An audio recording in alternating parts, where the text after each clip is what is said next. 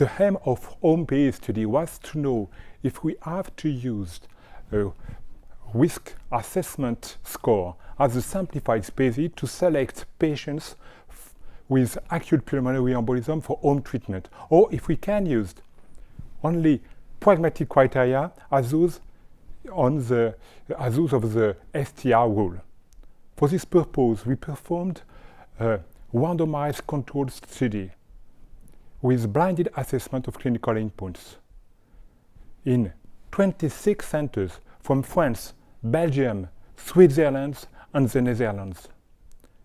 In each of these centers, prior to study initiation, a specific organization was set up with a thrombosis team to perform the follow-up of patients with acute PE who were managed as outpatient. What were our main results? First, we showed that the safety of the HESTIA rule was not inferior to the safety of PESI as regards the rate of adverse event at 1 month. However, the efficacy of HESTIA was less important because more patients were selected as eligible for outpatient care with PESI than with HESTIA.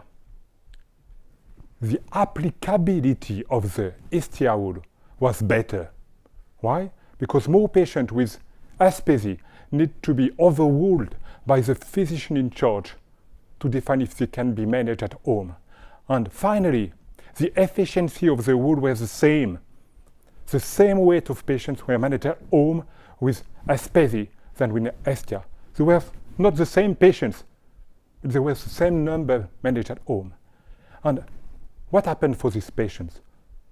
They had in each arm a very low rate of adverse event. Only 2 deaths of metastatic cancer, no PE recurrency, no fatal PE.